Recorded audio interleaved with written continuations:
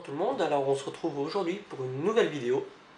Alors une vidéo qui va avoir un aspect un peu différent puisque on va parler aujourd'hui technique. Alors je vais vous présenter une technique qui est excellente, c'est un filage, c'est le filage de Fred Capps. Vous allez voir, je ne vais pas forcément vous livrer un tour de magie avec, une routine. Je vais vraiment vous livrer la technique, vous la détailler. Peut-être que je vais vous donner 2-3 trucs additionnels. Sûrement d'ailleurs une variante. Alors je sais pas. D'après un ami, c'est en fait la reverse. Alors lequel est apparu le premier, je sais pas, je me suis pas documenté sur le sujet. Le truc à savoir, c'est que ça se ressemble dans le mécanisme, mais ça sert à deux choses différentes. Enfin, ça sert à filer une carte, mais d'une manière, le final est différent, voilà, c'est comme ça qu'il faut mieux le dire.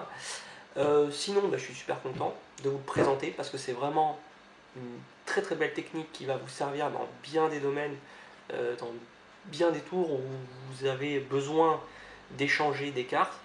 Vous allez voir que c'est simple à prendre en main. J'espère que ça va vous plaire. Allez, c'est parti.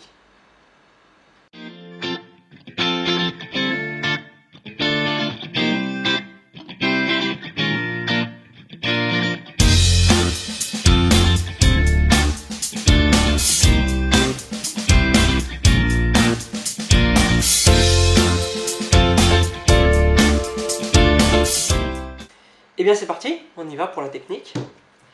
Alors, je vais avoir besoin, pour vous l'illustrer, de 4 cartes. J'ai décidé de prendre les 4 as. Bon, pas très original, mais bon. Premier as, l'as de carreau, important. Deuxième as, l'as de trèfle, important aussi. Bon, il n'y a pas vraiment d'importance, mais l'as de cœur. Et le dernier, le plus voyant, l'as de pique. Ouais, l'as de pique.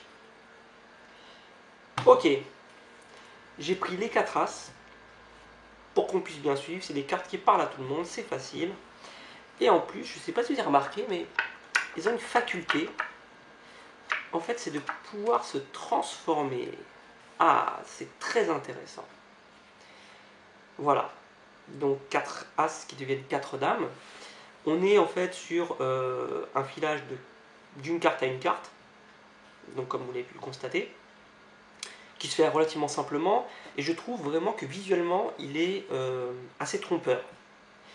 Donc on va voir tout de suite comment ça fonctionne, et on se retrouve, comme je viens de le dire, tout de suite. C'est parti. Alors ce fameux filage Fred Capps, qu'est-ce qu'il nous dit? Il nous dit que, alors je ne vais pas prendre des billes, parce que les billes ayant des dos sans bordure, c'est beaucoup plus trompeur d'ailleurs avec des billes. On va le faire avec des bicycles classiques.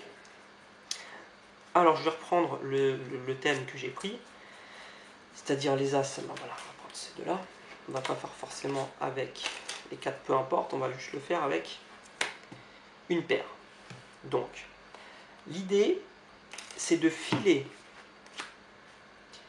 la carte, on va aller jusqu'à l'as de pique, ça va être de filer la carte avec celle qui se trouve à sa gauche, en l'occurrence sur cette méthode.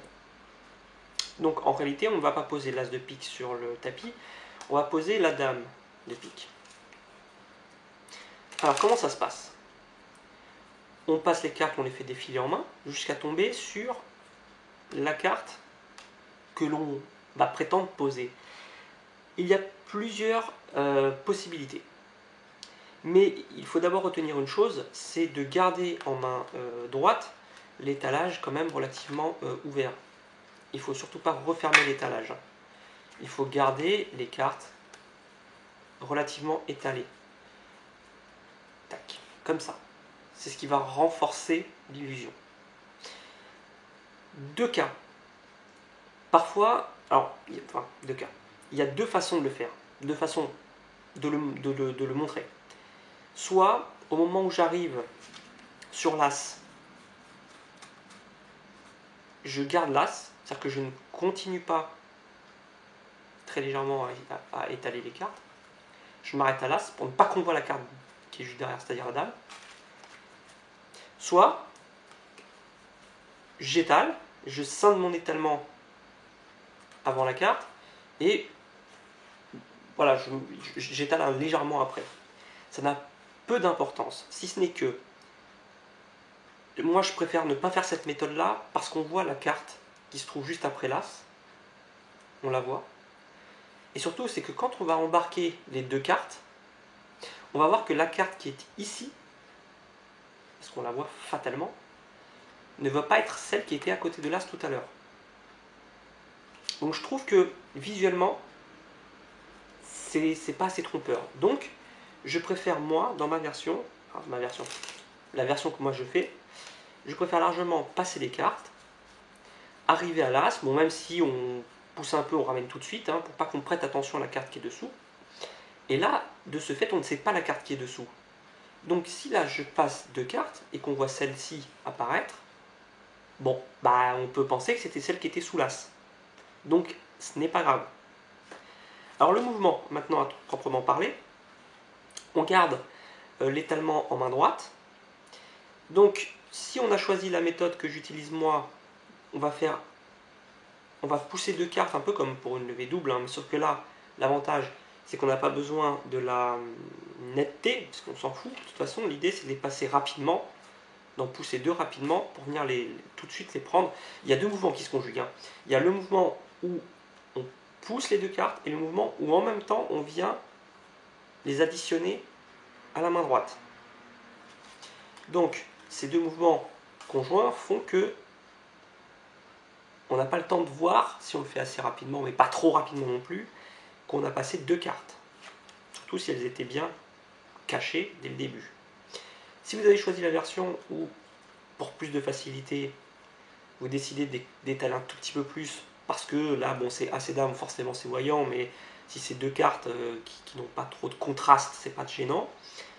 Bon, ça peut être gênant en le sens si c'est la carte choisie. Par exemple, là, c'est une carte quelconque que vous allez prétendre poser ici, mais qu'en fait vous voulez la switcher, la filer avec la carte choisie, n'étalez pas plus, parce que la carte choisie va apparaître ici. Mais si ce n'est pas gênant, là, à la rigueur, c'est déjà fait. Vous avez déjà fait votre poussée. Donc vous allez juste venir, et comme si vous alliez prendre, alors il va falloir le voir par-dessous, comme si vous alliez prendre en fait l'as pour le poser. Le vrai mouvement c'est celui-là, hein, de prendre l'as. En fait vous allez pousser les deux cartes en même temps et les récupérer sous les doigts, en main droite. Donc on est là, on pousse, elles viennent s'insérer dessous et on lâche juste la première qui est la dame. Je remonte. On étale. On s'arrête, je préfère, au niveau de l'as. On explique qu'on va poser l'as ici. On va pousser et en même temps joindre les deux mains. Je pousse deux cartes. Donc je vais poser celle d'après. Je viens joindre les deux paquets, comme si je reconstituais l'étalement. Et en dessous, je vais venir insérer l'as et la dame sous les doigts qui tiennent l'étalement en main droite. Et je lâche juste la première carte qui est la dame. Voilà. Ça, c'est le mouvement de base. Donc dans ma démonstration que j'ai faite avec le jeu billes, on va la refaire ensemble. Donc vous sortez vos 4 dames et vos 4 as. Tac. Il me faut l'as, l'as et la dernière dame qui est là. Il va falloir créer l'alternance, elle est vraiment plus qu'accessoire, hein, c'est vraiment vous qui décidez dans quelle sorte vous allez les sortir. Ça vous permet en fait de faire une production en même temps, vous produisez. Donc vous posez votre 4 dames, Vous allez poser l'as qui correspond à chaque fois à la couleur de la dame par-dessus elle, et vous allez les perdre dans le jeu. Donc moi j'aime bien commencer par l'as de carreau, donc vous perdez la paire, donc la première paire pas trop loin du début. Ensuite à trèfle un tout petit peu plus loin, à cœur un tout petit peu plus loin, et enfin pique vers la fin du jeu. Voilà. Donc là, vous êtes dans une configuration où vous avez votre as de carreau, votre dame de carreau, un peu plus loin as de trèfle, dame de trèfle, as de cœur, dame de cœur, et enfin as de pique, dame de pique.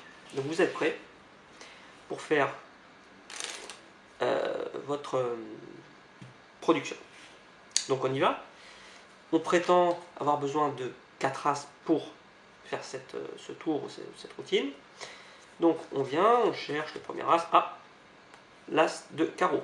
On garde l'étalement, on passe 2 cartes, on pousse 2 cartes, pardon, et on pose, qu'on a bien mis sous les doigts, et on pose celle qu'on prétend être l'as.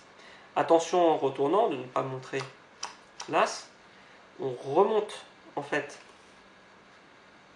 dos visible au spectateur, on ne retourne pas le paquet. Une fois qu'on a posé là, on remonte pour ne pas montrer les faces. Moi ce que j'aime bien faire, c'est qu'une fois que je suis remonté, j'aime bien au moment, donc je suis dans cette position, au moment où je vais reprendre l'étalement, pousser avec mon pouce l'as pour qu'il rentre et qu'il ne baille plus, qu'on soit certain de ne plus le voir. On arrive tout de suite après à l'as de trèfle, donc toujours la même position. Hein. J'ai poussé les 2 cartes. Vous pouvez vous aider de l'autre main pour poser la carte. Je vais reprendre l'étalement, je repousse l'as à l'intérieur, ce qui réégalise un peu l'étalement. Je reprends. Il faut que l'étalement soit honnête, hein. Surtout ne l'étalez pas contre vous. Il faut vraiment que l'étalement se fasse vraiment au public. Là, idem, je passe mes 2 cartes, je lâche la dame, au moment où je repasse, je repousse un peu l'as, et je vais chercher le dernier as, l'as, donc je pousse les 2, que je prends bien dessous, et je lâche la dame. Et là, j'ai terminé. Je peux présenter mes 4 dames, et je trouve que le change est plutôt sympathique. Voilà. Alors, une considération, il est tout à fait possible, pour ceux qui ont plus d'expérience, plus de dextérité, de coller les as au fur et à mesure. Donc au fur et à mesure où vous faites, vous sortez vos cartes, vos dames en fait, vous les filez, c'est de coller les as pour qu'au final, quand vous refermez l'étalement, vos 4 as soient prêts sur le dessus du jeu. Donc forcément, ça demande beaucoup plus de technique. Il faut maîtriser le cull, et surtout le cull, là, avec un mouvement, avec plusieurs mouvements intégrés dedans, enfin, qui vont venir perturber le cull. Mais c'est faisable. Voilà, c'est quelque chose qui se fait. Voilà. On va passer tout de suite alors à autre chose. En fait, c'est pas une variante, mais je vais vous montrer, je vais vous mettre un peu en contexte et vous donner 2-3 petites pistes qui peuvent faire évoluer la chose, et faire évoluer ce filage avec une petite mise en situation. Voilà. À là tout de suite. Donc, il peut être intéressant de l'utiliser comme un peu un leurre. Donc de toute façon à la base c'est bien pour ça qu'il utilise, de toute façon parce que c'est un filage. Mais par exemple, un exemple tout bête, hein, on pourrait faire choisir une carte, par exemple. Allons-y, gaiement. Donc en l'occurrence le 8 de trèfle. On va mélanger le jeu pour éviter tout souci. Le 8 de trèfle qu'on va poser dessus et qu'on va couper. Donc là on va se retrouver dans une situation où le 8 de trèfle va être quelque part, où on ne sait pas, ici. Si vous avez pris la peine, juste avant, de repérer la carte qui se trouve, donc le 4 de pique, vous permet de changer le 4 de pique en 8 de trèfle. Et je trouve super intéressant de pouvoir intégrer ça dans un tour. Donc, pour ce faire, on fait choisir une carte. Pendant que le spectateur regarde sa carte, on passe le paquet en mélange à la française et on va retenir la carte de face, le 8 de cœur. Je l'appelle toute seule et je termine mon mélange à la française par-dessus le 8 de cœur qui du coup se retrouve premier. Je vais placer le 5 de trèfle dessus, couper le jeu, une fois, deux fois. On peut même se permettre parfois de le mélanger. On va aller chercher notre 8 de cœur. Alors l'idée, c'est ce que je vous expliquais tout à l'heure, c'est d'éviter, quand vous allez chercher votre 8 de cœur, si vous n'êtes pas trop sûr de vous, penchez légèrement le jeu vers vous. Comme par hasard, il va être tout en haut. Ouais. C'est de pencher légèrement le jeu vers vous. Pour éviter que quand vous arriviez au 8 de cœur, on voit tout de suite derrière le 5 de trèfle. Et après, vous montrez le 8 de cœur une fois que vous avez réégalisé. Et là, vous pouvez expliquer que, 8 de cœur, c'est une excellente carte pour retrouver votre carte. Mais que pour l'instant, votre carte, on s'en occupe pas, on va d'abord s'occuper du 8 de cœur. 8 de cœur qui en réalité s'est transformé en la carte choisie. Voilà. Mais il y a une autre possibilité. Et c'est là que va rentrer en compte la variante. Alors je sais pas si c'est une variante, j'en sais rien, bon peu importe, le la reverse. Alors, comment ça se fait? Donc là, on a retourné 8 de cœur, bon, transformé en 5 de trèfle. Donc on arrive à ce moment-là, on se dit, bon, bah du coup, on va reperdre le 5 de trèfle dans le jeu. Alors là, hein, on est concrètement sur... on appelle ça. Peu importe la façon dont vous le perdez, hein, on s'en fout. Et vous allez chercher une carte qui est assez importante, quand même, qui est l'as de carreau. Eh oui.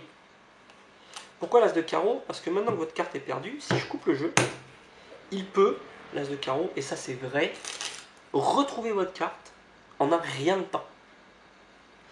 Alors je sais que vous allez me dire c'est difficile à croire, hein. Non. Non plus? Non. Oui, c'est difficile à croire, mais la preuve, parce que ça ne marche pas. Non, mais en fait, bon, je vais vous dire, en fait, l'as de carreau, il n'est pas si fort que ça, en fait. Parce que l'as de carreau, en réalité, c'est pas forcément la bonne carte pour ça. Surtout que quand on retourne le jeu et qu'on l'étale, on se retrouve avec la carte choisie retournée face en l'air. Et vous l'aurez remarqué, donc ça a peut-être flashé, je pense, à un moment donné, sur le retournement, mais bon, peu importe. Voilà. Donc ça, c'est un petit enchaînement que je vous donne, avec la variante de Larry Jennings, il me semble, hein, je pense. Clé en main. Donc c'est très simple, c'est une petite routine, c'est un petit tour très sympathique. On va le voir dans le détail maintenant. Alors donc voilà pour la petite routine. Donc très rapidement, hein, on va le faire très très rapidement. On fait choisir une carte. 5. Donc je répète, on pèle la carte de face, on mélange par-dessus. Donc la roi de cœur. On perd la carte. Au milieu du jeu, on fait mélanger ou pas, peu importe. On arrive jusqu'au roi de cœur. On fait attention de ne pas flasher la carte qui suit. Quand on est au roi de cœur, on fait le filage. On a besoin du roi de cœur pour retrouver votre carte. Et ben non, boum, la carte se transforme. Mince. Donc du coup, la carte, on va la reperdre dans le jeu. Hein, voilà. Le jeu qui a tendance à accrocher. Non, en fait, on contrôle la carte que j'ai complètement perdue. C'est pourri ce que je viens de faire. Je ne sais même pas où elle est. A priori, elle devrait être plus par là. Non, même pas. Oui, parce qu'en fait, j'ai coupé tout à l'heure. N'importe quoi. J'ai fait de la crotte. N'importe quoi. Bon, on recommence. Et ça, je ne le couperai même pas au montage. Voilà. Bon, ça arrive à tout le monde. Donc, on a dit que on l'a retrouvée déjà une première fois. On va la perdre. Alors, bon, pour la perdre, ce coup-ci, on va faire différemment. On retourne le jeu, c'est pas possible, ça veut pas passer. On contrôle la carte sur le dessus. Pas possible. On va y arriver quand même. Donc, ça nous trèfle dessus. Et ben, pour la peine, on va reprendre le roi de cœur. Il s'est peut-être planté une première fois, mais en le mettant face en l'air. Bon, tu vois, j'ai pris l'as de carreau, c'était complètement débile. On reprend la même carte, tandis que ce coup-ci, face en l'air, en coupant le jeu. Ah oui, je sais ce que vous vous dites. Eh ben non, la carte n'est pas là. Non, parce qu'en réalité, votre carte, forcément, elle est derrière. Donc là, on arrive sur la variante de la Jennings. Et c'est le même principe. On va retourner la carte tout en retournant le paquet. Donc là, j'ai pris un break sur le roi de cœur et la carte choisie. Je vais venir insérer. Donc le break, il est plat. Hein. C'est pas un break. Attention de ne pas faire cette espèce de piste là, piste de décollage. J'appuie en fait, je bombe le paquet inférieur pour que le dessus reste plat. J'aime pas ces breaks avec espèce de boss là, on dirait que c'est du ski freeride, c'est dégueulasse. Le jeu doit être plat. Un jeu de cartes c'est plat. Bon, bref, instant coup de gueule. Donc bref, je vais venir donc insérer les cartes avec la paume face en bas. Là. Donc j'embarque en réalité la carte face en l'air. Je retourne le tout. J'égalise. Et boum, c'est terminé. Il m'a bien aidé. Effectivement, la carte apparaît face en l'air. Voilà. Et je trouve voilà, je trouve que c'est assez sympa. C'est assez simple. C'est voilà. Je change de carte. Assez facile à prendre en main en plus. Voilà. J'espère que ça vous a plu. Je vous dis à une prochaine pour un nouveau tour, une nouvelle technique. Je ne sais pas trop encore qui va en être. Surtout abonnez-vous hein, si vous voulez voir comment la chaîne évolue. Allez, ciao!